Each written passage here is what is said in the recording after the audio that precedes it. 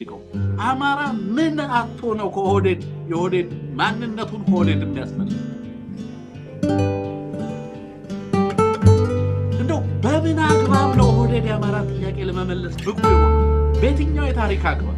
በየትኛው ሚዛን?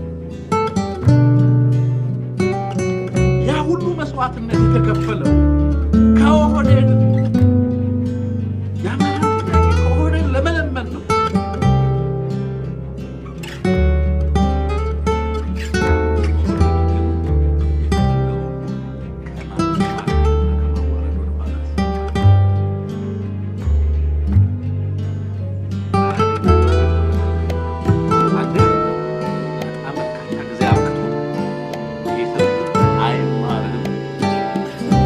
ዛሬም አያቆርፍም፣ ዛሬም አይቆጣም፣ ዛሬም አይበሳጭም።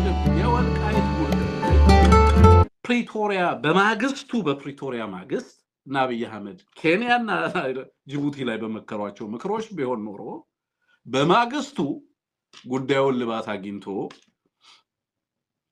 አማራን አዋርደው ሁሉን ነገር ፈተውት ነበር። በሚፈልጉት አግባብ አማራን አሳንሰው ያ ጉዳይ ትንሽ መከበሪያ እንዲሆን ያደረገው የአማራ ልጆች ተጋድሎ ነው። ኦፍ ኮርስ ወልቃይት አካባቢ የተሰራው ስራ ቀላል ነው ብዬ ላሳንሰው አልችልም። በርካታ ስራ ተሰርቷል እና አብይ አህመድ እንደፈለጉ እንዳይጫወቱበት ያደረገው ግን የአማራ ህዝብ እየከፈለ ያለው መስዋዕትነት ነው። ጊዜም ቢሆን እስከዛሬም ጊዜ ቢሆን ለማድፈጥ እድል የሰጣቸው አማራ የሚከፍለው መስዋዕትነት ነው። አሁን ግን ምርጫው መጣ። ምርጫውን የምታደርገው አይታችሁታል ሰሞኑን አይደለም?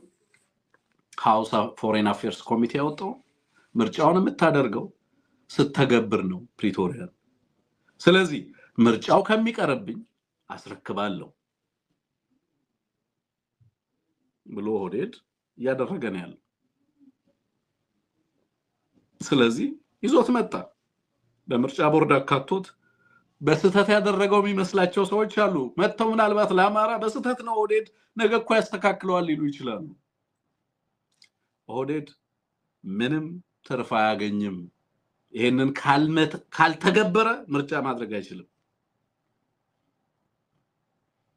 አማራ ከኦህዴድ ምንም ቅንጣት ታህል ሽራፊ መብቱን ሽራፊ ነገር ከኦህዴድ የሚያገኝ ከሆነ አማራ እኛ ኦህዴድን አልተረዳነውም ማለት ነው። ወይንም ደግሞ ያለፉት 30 ወራት በአማራ ህዝብ ላይ ላለፉት 7 10 15 አመታት በተለይ በኦህዴድ በተለይ